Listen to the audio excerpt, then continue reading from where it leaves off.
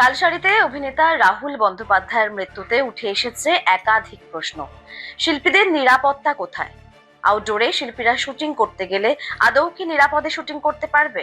শিল্পীদের সুরক্ষা নিয়ে উঠছে দফায় দফায় প্রশ্ন, চলছে দফায় দফায় মিটিং। মঙ্গলবার টেকনিশিয়ান স্টুডিওয়ে আর্টিস্ট ফোরামের তরফে একটি মিটিং ডাকা হয়, যেখানে রাহুল বন্দ্যোপাধ্যায়ের আকস্মিক প্রয়াণ এবং শিল্পী সুরক্ষা বড় প্রশ্নচিহ্নের মুখে পড়ে। এই নিয়ে মিটিং হওয়ার কথা ছিল ঠিকই, কিন্তু টেকনিশিয়ান স্টুডিও থেকে মিটিং এর স্থান বদল হয়। যদিও আর্টিস্ট ফোরামের এই মিটিং হয় এবং সেখানে সিদ্ধান্ত হয় ম্যাজিক মোমেন্টস অর্থাৎ যেই ধারাবাহিকে রাহুল বন্দ্যোপাধ্যায় শুটিং করছিলেন, যেই প্রযোজনা সংস্থা, সেই প্রযোজনা সংস্থার বিরুদ্ধে এফআইআর দায়ের করবেন রাহুল পত্নী প্রিয়াঙ্কা সরকার, এবং সেই এফআইআর এর ভিত্তিতে আরেকটি এফআইআর করবে আর্টিস্ট ফোরাম।